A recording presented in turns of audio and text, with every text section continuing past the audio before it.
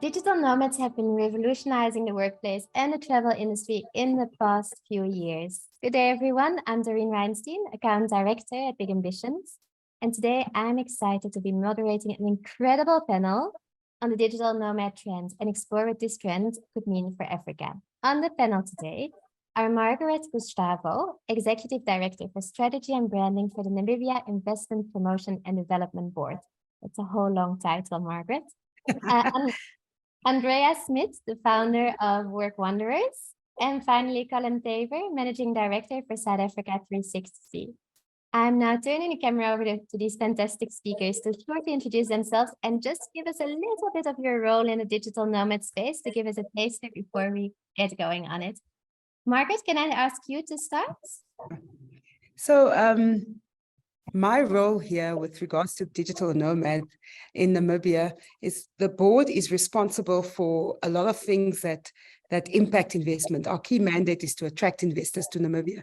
And we felt that one of the key things we needed is as investors come, we diversify our economy that will require new skills to come into the country. And so we had already put something together called the Desert Visa Program, which we had specific visa programs or permits that are driven towards attracting specific investors into the country. And one of them was the digital nomad. So from our side, or from my side specifically, was being part of a team that created it and put it together. And we deal directly with the Ministry of Home Affairs in terms of negotiating that. And then we've got another department that then is responsible for taking care of all the applications. And then one of our people from the board sits on the selection board that makes sure, like visas are allocated appropriately and right, that we're not just allocating visas to whoever. And so where the digital nomad was concerned is we are also responsible for the marketing of the digital nomad program. And later on, I guess during the discussion, you'll notice, like in terms of how we had to change our whole marketing communications to ensure that we are actually on track and targeting the right target audience. It's fantastic. I can't wait to hear more about it because you guys have been quite trendsetters in Africa with your visa. So looking forward to hearing more about it. Andrea, can you also give us a short introduction of what you're doing for Work Wanderers? For sure. Hi, everyone.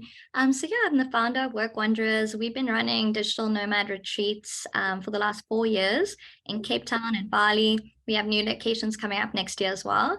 And what it's about is really bringing digital nomads together for 10 days to a month. So it's all about community, bringing like-minded people together and just creating that type of collaborative environment. I also run the Cape Town Digital Nomad. I'm one of the people that run the Cape Town Digital Nomad community.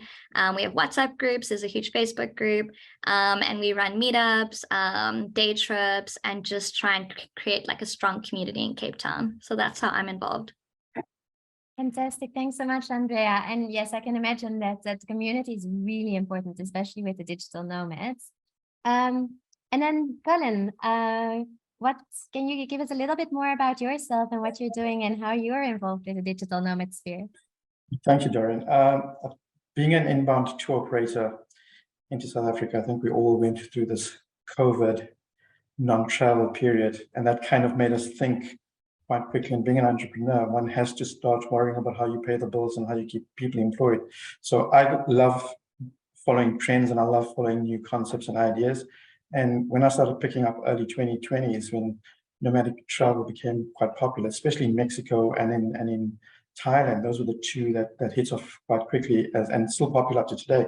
As it gave me an opportunity to say, how do we basically do this and how do we take this to our clients?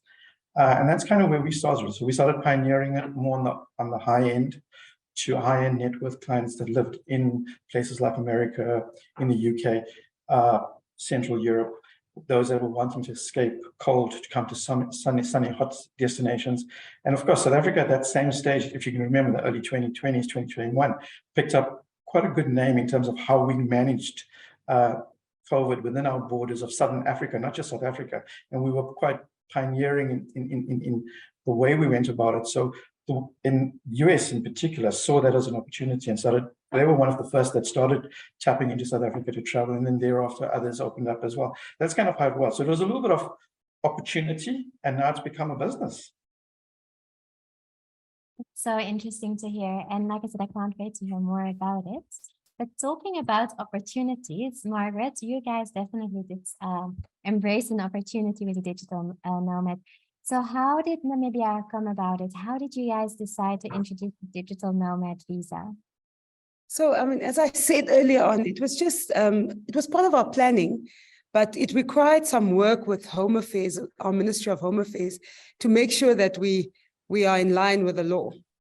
And so we were sort of passing it on and sort of waiting for the right moment. Namibia is busy sort of looking at its new immigration laws to ensure that, one, we benchmark ourselves against the world and make sure that we open ourselves up well to the rest of the world. And just like Colin said, basically we were positioning ourselves to attract people from the cold, cold West, come to Namibia, to sunny Namibia. We were just in Portugal the other day and they told us about how they've got 300 days of sunshine. And we told them, well, we've got 365, just 65 days more than you. And that was really where it came from. So we want to position Namibia as a great place to live in, a great place to work in, a great place to invest in. And because we sort of an economic, we are an economic development agency, but our key mandate is to attract investors. This digital nomad visa was really premised on the fact that many people come and visit Namibia. I don't know how many of you know that Lewis Hamilton was just here the other day, and he just opened up a can of worms for Namibia. And then thereafter, Gabrielle Union came. I think she just left about 2 weeks ago. So it just opened up Namibia to this great opportunity. And so when people like that come, they see other opportunities to invest in the country. So it's not just visit. Namibia is known for her wide open spaces. I mean, we've got about 800,000 square kilometers of just land and 2.5 million people. So all this land, and you will drive distances and distances to find the next town. And so for us, we use that opportunity to say, come to Namibia, find a place, a great place to just call your work spot for 6 months. Our visa program was within the current immigration law. We found a gap for it where we normally had like a 6-month temporary employment permit. So we used that, and with the Ministry of Home Affairs, who's been extremely supportive, they came on board and they said, okay, we'll give you this 6 months. You can work in Namibia. So you just have, there's a few criteria that you have to meet, and then that's renewable. So after the first 6 months, you can renew again and stay for another 6 months. So that's really where it came from. And I must tell you, and I'm not even gonna lie, we basically put this thing together in 14 days. We said, let's get this done. We cannot afford, if you meet my boss, you'll understand. She's amazing pusher. She pushes you. And so she just said, guys, when I come back from Europe, you must have this launched. And so she came back a bit late, so she launched it from wherever she was at the time. And we launched it. We've seen great traction. We've seen a lot of interest, but mostly from Africans. And so when Andrea was talking earlier, I appreciated that. And I mean, it's from our fellow brothers and sisters. We're talking about leveraging the Continental Free Trade Agreement. So these are the opportunities that are given to us to make sure that we start opening ourselves up. One, tourism in Africa hasn't been amongst each other. We would rather travel to the West or to Americas, to Europe's, to go on holiday. And whereas just around the corner, you could actually go and visit Namibia or South Africa or Botswana, another country in the region, to go and have a different experience apart from home. So that's where Namibia's one came from. So 14 days of sleepless nights. 14 days. Hey, Margaret. I mean, wow, heads off. I did not know that. So my question was going to be if there were any challenges along the way, but in 14 days, I suppose there were quite a few. But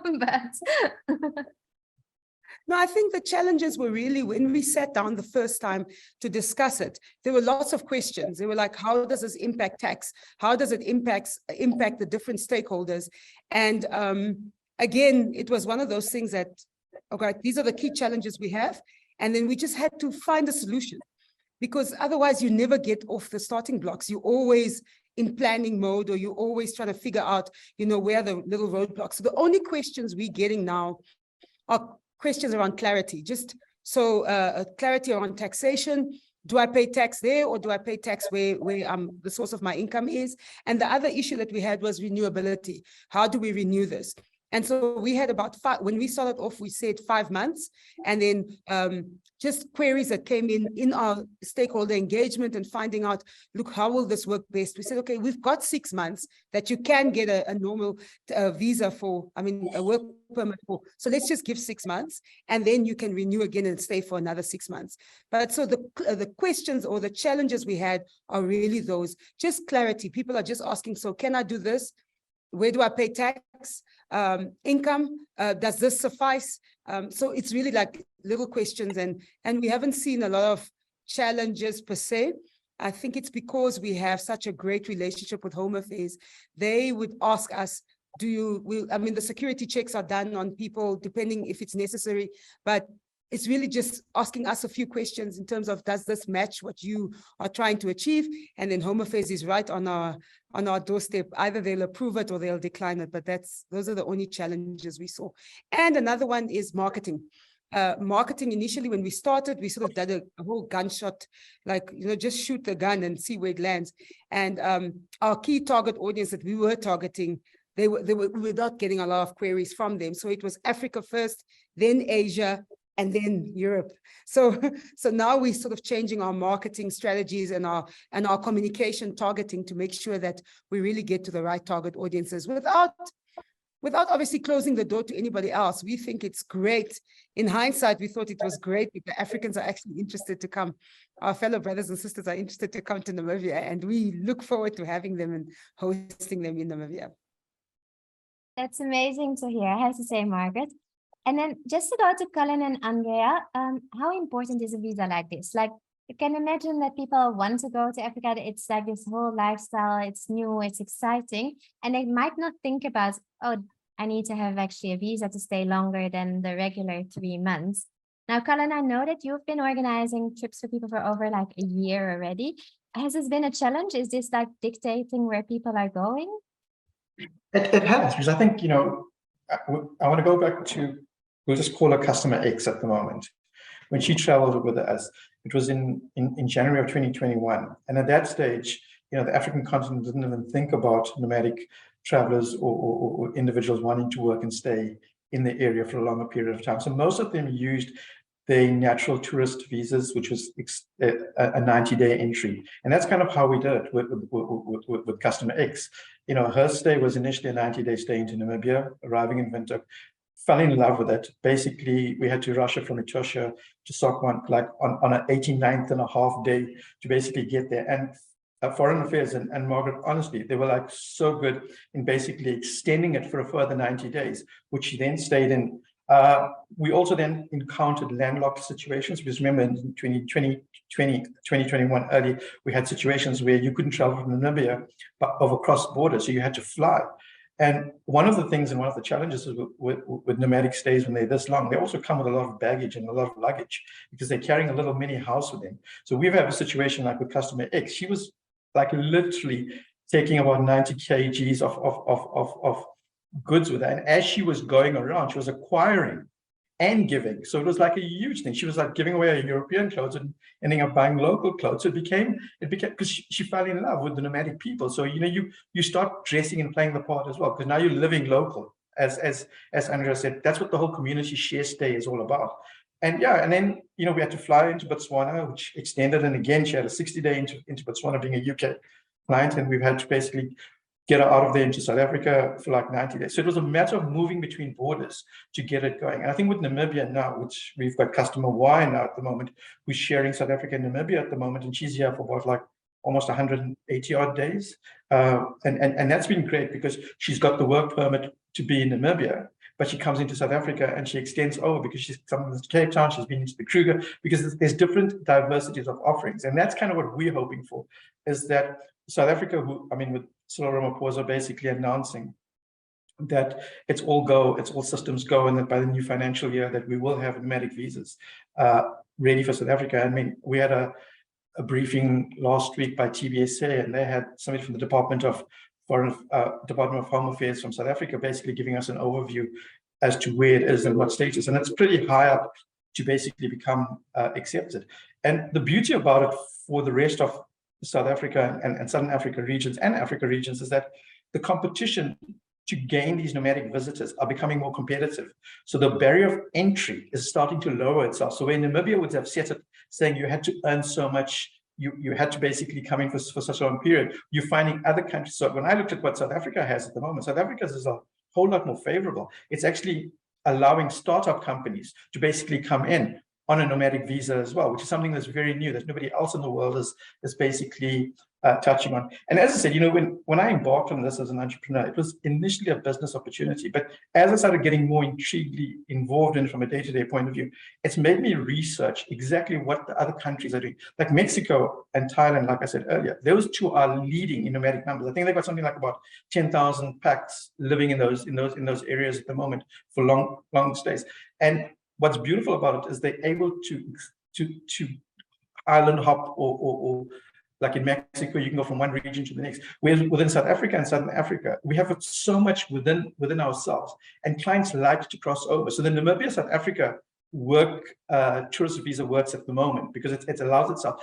Botswana and Vic Falls, we're hoping will come online, and we'll have an extended KwaZulu visa arrangement where the whole region then unlocks itself, because we do have something that's different to share. That's I'm crossing all my fingers and all my toes that South Africa is really like getting it right by this summer. It would be amazing if we could all, like the whole of Southern Africa, get it right. And then Andrea, on your side, because you're so entrenched in this community, is that something that people are worried about? And how was their reaction when they heard about Namibia? Is that something that really entices people to come and to stay or in that community? Yeah, so I think what the digital nomad visa does for nomads, it just creates this environment of embracing nomads. So first of all, if Namibia or South Africa have a digital nomad visa, it goes to the top of people's lists more and above another country, because they're like, oh, they want us there, they're welcoming us, they're allowing us to stay longer. So it already makes us think, okay, that's an option for us. Even if maybe Namibia wasn't somewhere they were going to travel, now it will be. So first of all, that's really smart from a country perspective to have the visa. And the other practicality is to be able to stay longer. So a lot of digital nomads, they're from all over the world, right? But you get like a majority from US, UK, Europe. A lot of them are coming into Africa. And a lot of them are able to stay without doing any paperwork before the time for 3 months at a time. But when they get here, they fall in love and they want to stay in South Africa for 6 months, or they want to stay in Namibia for 6 months or longer. And then it becomes a hassle. And digital nomads, they don't like hassle. So if we can create a visa that's easy to obtain and that allows them to stay longer, that's when you're going to get more nomads flooding in. So I really think that Namibia has done so amazing to get this up and running, like a forerunner here in Africa. And I really hope South Africa can do the same, because every day, I have these WhatsApp groups, and every day people are saying, how do I extend my visa? What do I do? Oh, I'm waiting for my extension. I'm not sure what happens then, and there's quite a lack of communication around that, and the legalities and everything. So I think if there's a simple way and there's a digital nomad visa, first of all, we love being embraced, and second of all, we love to stay longer if we fall in love with the place. So I think the digital nomad visas are really smart by governments, and I think the more that they do them, whether people opt for them or not, it will still attract nomads. So yeah, I'm really excited about it. And so besides that visa, because you're now in that space, Andrea, so I'm going to pick your brain a little longer. What else do countries or lodges, or what do they need to put in place to really make it an easy place for the digital nomads to come and to stay? And which countries are you foreseeing in Africa immediately as well, that I can ask that might come up or that are already coming up in the queries to you? So nomads, generally, we're quite risk takers. We're ready to travel. We'll go pretty much anywhere. But I think what makes the difference is, and I speak about this a lot because it really is the crux of any nomad type business. It is community. And I see this so much in different countries. I'm just going to use one example, which, will be quite interesting for you. There's a small town in Bulgaria in the mountains. It's a ski resort town. And there's nothing happening there for 6 months of the year because it's a ski resort town. So in winter, it's full with people skiing, but the rest of the year, there's nothing. A German nomad, he decided to open a co-working space there. Who would go there? Why would nomads go there? But he opened the co-working space, he started a Facebook group, and in 2 years' time, he's got hundreds of digital nomads flocking to the small little town in Bulgaria. And the reason being, he creates community events, there's meetups, there's activities, things to do, and it's quite affordable. So it really brings in nomads, but it's honestly the most random place. So it just goes to show, and it's a great example because it goes to show that you can create a digital nomad hub anywhere, as long as you create this sense of community, this vibe, and make sure that everyone's like-minded.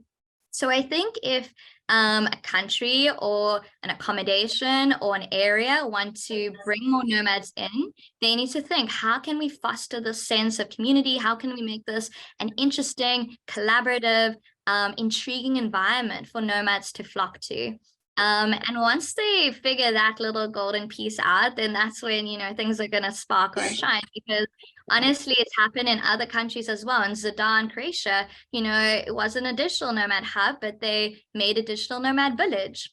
They just decided that, and they got a bunch of accommodation providers together, and they all got in the same boat, and now nomads flock there. So really, my advice is, and the trend I'm seeing, it's really about where are the hubs, because nomads want to connect. They're solo travelers, they travel alone, they can feel very isolated. So that's why they seek that out so desperately, and really enjoy having that. And plus, it's great to meet new people, and to also experience local culture. So that's what I see as well. If they can immerse themselves in the local culture and get to know what it's like. Remember, nomads are not vacation. They're not holiday makers. They're not there for a vacation. They're there to experience a place, like really there to immerse themselves in it. So if you can take all those points and create something that attracts them, you're going to really win at getting more nomads to your location. Yeah. Margaret, are you taking notes? So have you been working with the private sector, Margaret, to also have these hubs and these communities together, and like Andrea was saying, have just actually make it out of nowhere almost, just facilitate those things? Is that things that you're working on in your marketing, in your connections with the private sector? No, as I was listening to Andrea, I was just like, you know what, I'm going to call her after this call, because after this webinar, you know, because I think the insights were so rich, and it gets you to understand, you know, like, how does a nomad think? What are they looking for? So it gives us an opportunity as we sort of recrafting now. The team is busy working on a marketing plan on targeting, being more targeted, and what is it that we put in place? How do we get the message across? And I think that whole community engagement and just understanding that people are looking for an experience. We have worked with private sector. We've got a group, a tour, a hotel establishment group in Namibia. They've got some of the prettiest hotels or rather lodges in this country. I mean, lodges that are sort of etched in a mountain, and you'll sleep outside. And, you know, obviously I'm You told me. You're good to come. Yeah, I mean, I will not do it, Andrea. I mean, just sleeping out in the sun like that. No. Oh, we like the experiences. I think I'm too African for that. I'm too African for it. It's like, no ways. But people love it. It's an amazing, amazing experience. And those kind of experiences, they've basically, the minute we launched the Nomad Visa, they came to the party and they said, we're going to offer, you know, our accommodation establishment. These are the ones that you have.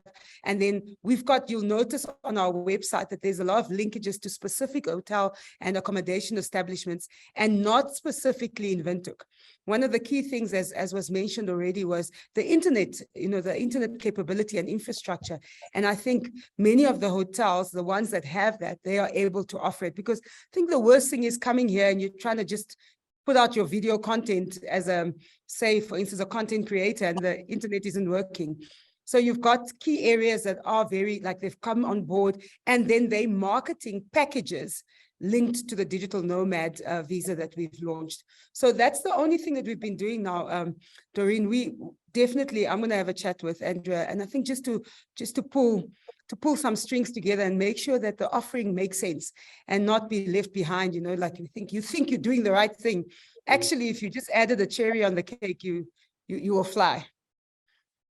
There's so many opportunities in that space, it Exactly. seems. Eh? And Colin, talking about opportunities, what is the opportunity here for the DMC or for the tour operator? Because like Andrea was saying, like they're adventurous travelers, they're solo travelers. But then on the other hand, I can imagine that it would be nice to have some sort of backing from a professional behind you. And as well as Margaret was rightfully saying, they're making sure that it's not just Windhoek because they're adventurous, but how do they find these places? And is that where you come in? How do you guide this kind of Yeah, I think that's, yeah, it's a wide question. I think just to understand the nomadic working market at the moment, it's way bigger than what we all think it is. I mean, I did some research prior to coming into the session, and I was amazed to know that this started in 1997 by a book that was launched by a Turkish writer, I think it was. And there's 35 million nomadic workers around the world.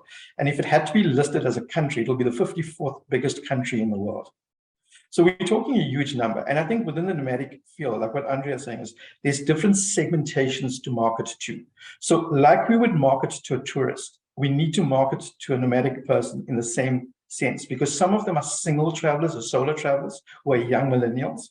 Others are Gen Zs. Others come with their families who travel with them, and others who basically have extended time off from work maybe will then basically say, like Scandinavia, for example, where you have 6 months of maternity leave, where husband still needs to work, but they can basically work remotely and they can take that as a vac holiday as such and basically move to Namibia, move to South Africa and stay here for 6 months and kind of work, support each other. So I think those are kind of the things we first need to know, that from a marketing aspect, it's not a one size fits all. It's not just a 90-day or 100-day. It can become much longer, and their needs and requirements differ. I think properties, from a property point of view and speaking from accommodation, it's gone beyond just being hotels. It's hotel apartments, because it has that flexibility of bigger space, plus you still have services that go with it. They want to be in locations where they can connect themselves, because they want to be self-sufficient. They don't want to be nursed like, you know, hotel where you go to concierge all the time and say, can I do this? Can I do that? They want to basically get to an area. They want to know they can meet with somebody firsthand and get a better understanding of where they're going to be situated, for how long they're going to be situated there, what are the necessities. So for example, some of them have medical conditions, so therefore they need to worry about their prescription and their medication if they're coming for a longer period. Will it be transmittable? Will that prescription be transmittable to that area that they're staying in? Is there, like we joked about, you know, finding a hairdresser, but that's like a necessity if it's a female, and because remember, she still has to keep her work look, because like Andrea said, she's not on holiday, she's in a working environment, but she's traveling extensively in Africa, so there is a bit of, you know, that relaxed look, but you still want to have your professional look. So there's that grooming side of it that comes in. Then there's the laundry aspect. You know, where do I get my laundry done? How do I get my laundry done? You know, they're traveling with maybe lighter clothing loads, but more affordable clothing loads that needs to basically be cleaned a lot more regularly. So there's those necessities that come through. So I think when one is putting themselves forward, is you need to understand what would you need as an individual if you just stayed in your home and went to work? What are your basic needs? And apply that to the nomadic mindset. And if you were a single person, how would you live as a single person? Apply that to my, and that's kind of what we've done. So I've taken single people in my offices and asked them, how do you live? What do you do? How would I translate what you do into my understanding? I then took families and said, if you went away for an extended period, what would be your requirements? How would you basically solve? So it's been trial and error understanding. So that's kind of the knowledge part has been good from fact gathering. Then looking at, like I think South Africa in particular, and the cities in particular, you know, if one has to market it, and let's just use South Africa as an example, because Namibia is already doing it. So I'm going to just do a bit of punt for South Africa, if you don't mind, Margaret. But like places like Cape Town, Durban, suburban Johannesburg, as well set up for nomadic communities to move in and stay, because there's different types of accommodation offerings in those places, from Airbnbs to hotels to holiday apartments to vacational type of things to short rentals. And in addition to those, all those suburbs already have got infrastructure from good Wi-Fi connections. If the accommodation size is decent enough, one can basically use that to connect from work. We've got restaurants that have set themselves up. I mean, in Cape Town, you see it, where restaurants actually set aside for longer lounging or longer dining periods, where they give you the extent to sit and work from those environments. We've got a huge coffee culture in South Africa, and it's a growing coffee culture. So coffee shops also allow you to sit and work in the environments for a much longer period as well, which we're now starting to see. So I think those are all the conducive factors that makes for a good destination and for a good attraction point of view. And then, of course, it's value for money. You know, we can't forget that, and we have to stress that, because be it Namibia, be it South Africa, okay, if you're coming from Europe, it's 21 to, you know, ZAR to €1. If you're talking about America, it's about 18 or 19 at the moment, ZAR to €1. So it makes it extremely affordable to come down and to work. Because remember, your earning is still based on your current salary in your foreign country you come from. So you're now basically earning maybe 5 times, 6 times more, but living in a much more conducive environment, and you're getting good value for money. And I think that is the opportunity that lies in this particular type of travel and stay. So you definitely see this this nomadic lifestyle growing in Africa. How do you think that Africa is the continent to be for this kind of thing? And obviously we're counting ourselves, but I think objectively, objectively, and to be honest, I think Namibia set the goal mark for all of us. South Africa is, I'm confident that by our next state of the nation address, that it will be a go, because we're getting all signs that it is, because we're in the forefront of it at the moment. We're talking to foreign affairs and we're getting information. But again, you know, yeah, government's government. So let's wait and see. I think with Zambia dropping its entry level for visas at the moment, that is such good news, because now anybody can basically go to Zambia. Previously, it was quite a process to apply for visas and things. So that's now already extended itself. So again, we've got 3 SADC countries that will allow you cross borders with interchanging of visas. So you get your work permit to stay in Namibia for a year. Okay, because Namibia is only allowing a year with an extension of a year. South Africa apparently is doing exactly the same. They're going to go for 1 year with an extension of another year. And you've got Zambia where you can, so you have people that can leave and come back and extend that within that period. And as I say, because so we've got that. I mean, you know, Vic Falls is an area that we need to get on.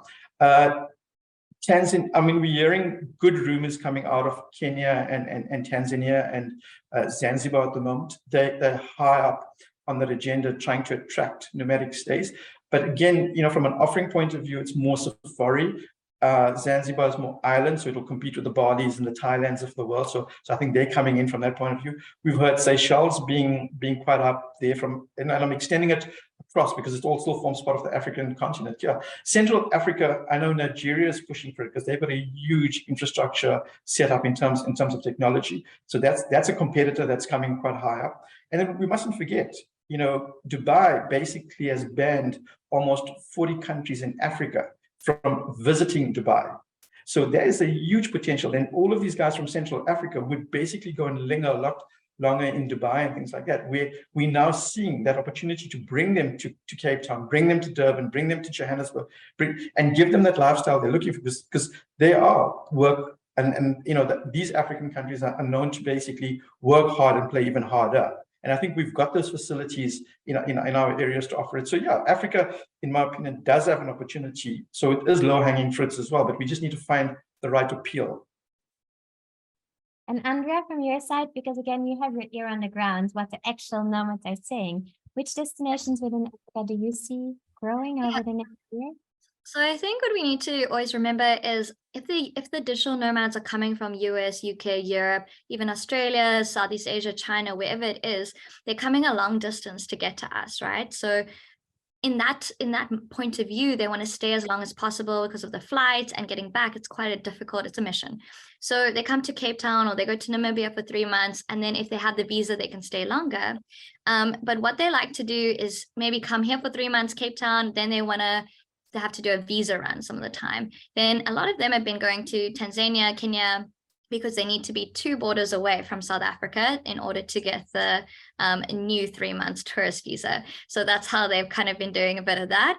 But I think if we could get our own tourist visa, it would be amazing. And I'm great that Namibia has done that. But in terms of other African spots, Yeah, I think there's so much opportunity. I know Mauritius is another place a lot of nomads look to.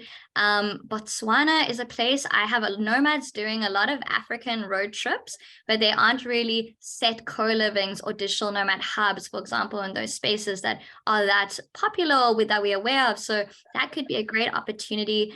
So sub-Saharan Africa is so close to where nomads are flying to already. We can really leverage that with our bordering countries and create different experiences for them so that it almost becomes like, okay, so we're all going to sub-Saharan Africa and we're going to all these like top digital nomad hubs that we're so excited about.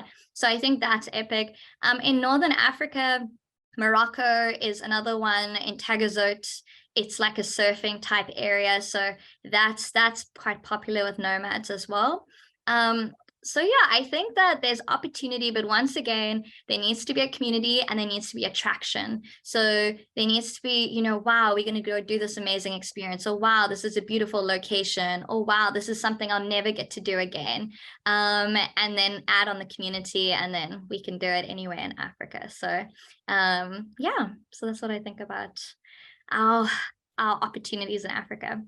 And then just if it's stay at the opportunity side of things, like, do you think that this digital nomad, obviously it started, like Colin said, it started long ago, but it wasn't a massive thing. And then it started growing a little bit and then COVID hit and then now everybody knows what working from home means and now it exploded. Is it here to stay or is it like this fad that is going to be big flash in the pan and then finished? What is your take on it, Andrea? It's a good question. A lot of people are debating this now because the pandemic's ending and we're all like, oh no, we're going to go back to the office. So from a remote work perspective, I think we've gone too far for it to track back to the 9-to-5 traditional office environment. And what's great is companies have, through the pandemic, had to adjust. They've had to add a lot of technologies to allow remote work to be something that we can do quite efficiently. And I think, some people are saying, but there might be a recession and all of this. But what's interesting is remote work actually allows for the bottom line of companies to be a lot lower because there's no overheads. You don't have an office. There's a lot less that you need to pay for. So if we do head into that space, remote work is actually going to be a lot less of an expensive option for companies and allow them to have a better bottom line. Another thing that I found interesting is that big companies like Google, I think Amazon, Microsoft, there was a study where it said that, how much was it? I think 60% of their employees would rather work from home than take a $30,000 pay increase. So that's crazy. Like if you think about it, that people would rather work from home and take a pay cut or not get more money than go back into the office full time. So you obviously want to get the most out of your employees and get the most return on investment. And you're going to do that from the perspective that they're more satisfied. They're actually more productive working from home. I think remote workers are 9% more productive. So yeah, we're actually doing more work, believe it or not, guys. And and what's great is there's actually less overhead. So if you're a company and you are going into a potential recession, it's smarter to actually be remote. So I don't think remote is going to be a fad. I think it's here to stay. And I think regardless of the economy, people have got a taste for the work from home life, whether you are a mom, whether you're a traveler, whether you're a millennial, whoever you are, we as humans, we want more freedom and flexibility in general. And remote work gives us and affords us that opportunity. We can still, go for our career prospects and our goals, but we also want a bit more balance perhaps in our lifestyles now. So for everyone, not everyone's going to be a digital nomad, but I think remote work is definitely something that's not going to go away very soon. I think it's here to stay forever, for sure. And then in terms of hoops to jump through, maybe Colin, I don't know if you've had this question because Andrea was talking about companies and going into recession and what they want. Do you get any questions in terms of insurance and extra hoops that you need to jump through and additional things that you need to put in place in terms of duty of care, maybe? Is that something that you deal with or not so much? As a tour operator, we basically talk to a lot more travel agents who talks to their end user and their customers. So our job is to basically then equip them with the necessary information. So yeah, one of the like a lot of the the points of discussion that comes through is if it's more city staying, for example, are there gyms? What is memberships? How do you go about it, for example? If there is going to be medical aid, my clients on this particular medical aid scheme, can you see is it transferable to something in South Africa? And then we work with a medical broker who will basically have a look at it and say, yes, it can be converted, but there is a surcharge that you may need to pay, which they work on. In terms of insurance, they would take out the standard travel insurance for all risk, as well as for cancellations and things like that, which they still do.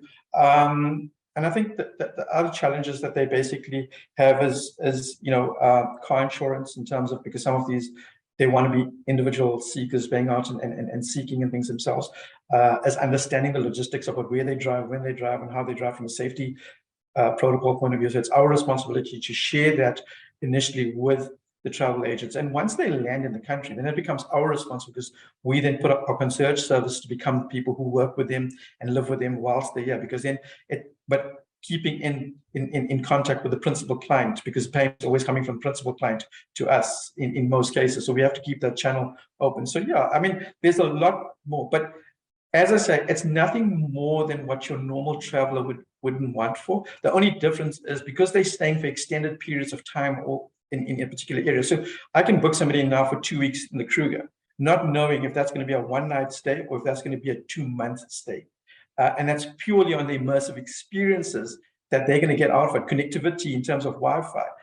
Yeah, and the other requirement is we've like, and I like what Margaret is saying. Margaret, some of those, and I know exactly which hotel group that you're talking about. And if you ask them about our particular company, they'll tell you we pioneered them in basically putting extra cables, which we paid for, to have these. This one particular lady was a high net worth, who we call Traveler X, to go and stay in those lodges because she needed high connectivity. So we actually paid for it. So those are some of the things that we've had to go and test. It's like, what is the speed of the internet? And in some cases, we've had to get special permission from hotel admin to say, can they log on to the hotel admin to basically utilize it. So those are some of, I think it's understanding what the requirements are and then being able to work logistically to put it together. So somebody asked me the other day, how do you surmise it? I say it's like being an event manager and being a tour operator, putting both functions together, which is like kind of managing their work and their stay. That seems exactly it, man. The challenges that you must encounter. You do say that it's the same as a regular traveler, but I think that you're being modest on that. Are there a lot of tour operators that are already invested in this and looking at this, or are you trendsetting in Africa, Colin? I'm not sure what my competitors are doing in this space. I wouldn't want to brag and say that we're trend-setting. I just think that we saw it as an opportunity to grow and to gain meaningful revenues. We also took the decision to go top end, to basically target high net worth individuals that were within the age groups of 30 to 40. That was our decision, because we knew it would be longer stays, it would be more family stays. So that's kind of our decision. But listening to Andrea now, I think there's a need for me to have a chat to her, because I think there's huge opportunities for bigger insight in terms of sharing ideas, and even speaking to Margaret as well. So I think, thanks for bringing us together, Dorian. I think there are opportunities that's coming out of it that I wasn't aware of, because I just saw it as one-dimensional. And because we do luxury travel, I kind of saw it from that aim. And maybe it was a quick hanging low fruit, because most luxury travel hotels have the infrastructure in place already, so it's kind of easier to work with. But yeah, I mean, when we started going to holiday apartments and the issues that we have, the holiday apartments being serviced, because they only offer service maybe 5 days out of 7 days in a week, and we've had to get private maids to come in for the other 2 days to clean it. It's also been like challenges as well. So one starts learning how to start working around this. But it's at this stage, it's been beautiful. It's been beautiful because it's been different. That's absolutely amazing. I'm so happy that I brought you all in the room, because like I said, the opportunities seem to be limited here. We're almost at the end of our time, so I just wanted to ask each one of you to maybe have some final thoughts or some final opportunities that you would like to share. And Margaret, we started with you in the beginning, so let's start with the closing thoughts with you as well. I think in terms of considerations, I love that question. And I loved it just in preparation for this. The question around, I think countries need to see themselves as in this world today where people want to be close to each other. I mean, there are children, young adults who, I've got a 25-year-old daughter, and I want her to please leave and go and live somewhere else. But just to gain experience, to be able to live in another country And, it just opens up our children's minds a bit broader than just being in Namibia. And what I noticed is that really, one is what is it that we want to achieve as nations, and then package that. Everything that Colin and Andrea put together, like I've been sitting, I felt like I was in class. I'm so excited. I see now, where are some of the gaps and how we need to prepare before South Africa makes the announcement on, at the State of the Nation address. So, I mean, just packaging that well, we would advise that. I think we've got a great opportunity as Africa. We've been hearing it for the past 5 years. The whole world speaks about Africa, and Africa just shows up for the discussion. And so we need to start being the trendsetters in Africa. So the different countries, that we need to start being those trendsetters to invite people here, and actually other countries coming to us, non-African countries coming to us and asking us, what can we learn from you? How did you put this together?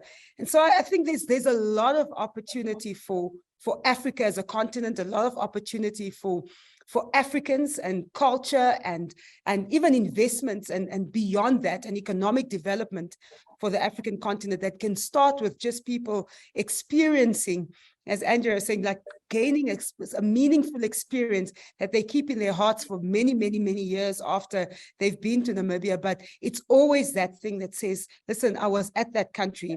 And if you want to invest, one thing is for sure that there are great people, they had an amazing experience. And then if you can get the service deliveries, it's like brands. You don't develop brands by doing a lot of marketing. You develop brands by saying, this is my promise that I make to you.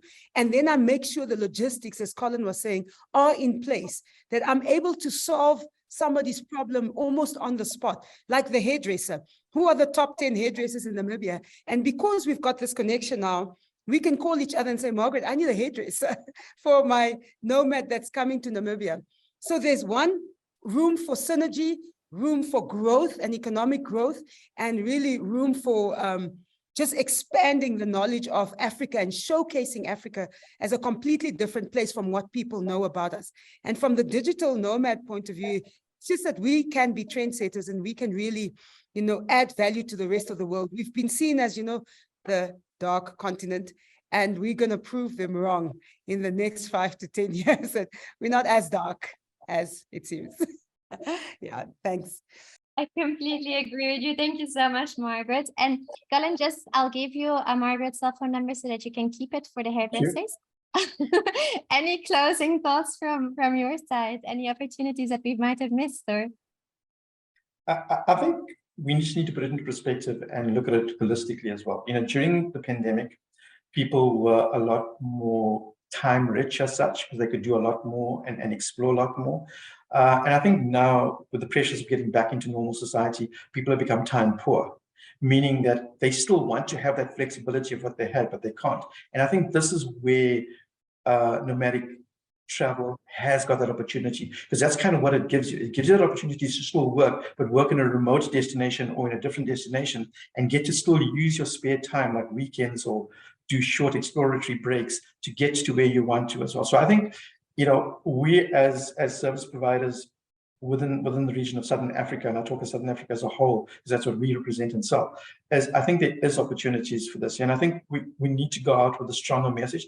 And I think Namibia will gain a lot more momentum, and South Africa says it's doing it as well. So as much as it's a threat, it's also an advantage, because like Andrea said, you become top of mind that the Southern African region is, and the diversity that each of these countries brings in is so different and diverse. I mean, I'm just going to talk about like the 2 long stay clients that we've had. And if I look at both of those individuals, they were totally different in terms of what they wanted to see and what they wanted to do. One was more cultural, the other was more wildlife and nature.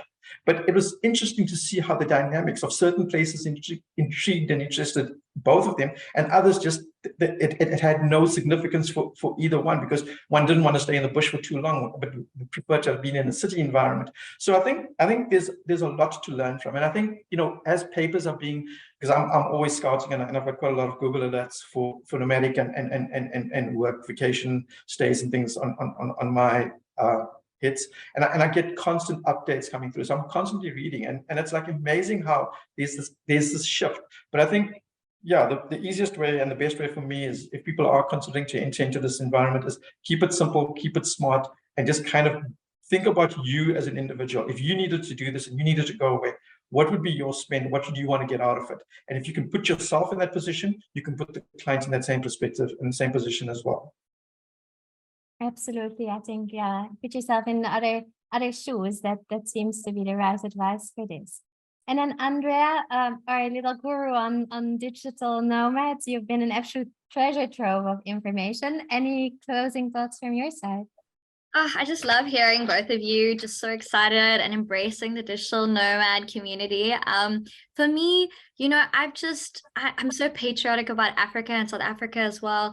And I love bringing nomads to Cape Town. And what I notice is I just see how they just come here and they fall in love. They want to experience everything and they want to stay here longer. And I want the whole of Africa to bring that, because we have so much beauty in every single country to share with tourists, but digital nomads now, not tourists, people who want to stay longer and actually immerse themselves in the culture. So I would love to see if I had to look at a map of Africa, little glowing hubs in each country where nomads can hop from one spot to the next, and where they feel comfortable, confident, and ready to travel to. Like nomads, we don't need much. We just need a community. We need some structure and infrastructure, and we need just for there to be something happening there. So if there's a nomad hub that pops up in Namibia or Botswana or wherever it is, we will get there. So if we can just create those communities around Africa, I think that we have so much opportunity to gain. And if we can collaborate and create those synergies, I think if there was a visa for the whole of sub-Saharan Africa for the year and you could go across borders, amazing. Like that would make so much sense for a nomad, and that would allow them to stay up 6 months to a year, maybe longer. So if we can work together for the greater good of bringing people to Africa, then I think it's going to be an amazing future for us. But overall, I think the digital nomad space is definitely here to stay. And I know that they are big fans of us down here in sub-Saharan Africa and the rest of Africa, and they will continue to come here. So we just need to keep embracing them. And yeah, thanks guys for, I'm so excited about this Namibian visa. I need to get there ASAP and get people there. And yeah, You're so welcome. Let me know. Yeah. And one last thing, with the retreats that I run, I've been thinking about it for ages to create these little hotspots. I do pop-up 10-day to 1-month retreats in different countries, and I would love to do them in different countries in Africa. So we should definitely chat, guys, because I want that to happen. And we can be the forerunners and get those hubs glowing across the continent. Okay. Good. Let's do it. I can't wait to see those hubs popping up everywhere in Africa. Please keep me informed, and I'll be the first to write about it and to to put it in the spotlight. Thank you guys so much for this amazing webinar. I really, really enjoyed chatting to you guys, and I'll definitely be in contact with each and every one of you. It was really an honor to have you all here. Thank you. Thanks Thank so much you. for having us. Thank you very much. Thanks a lot.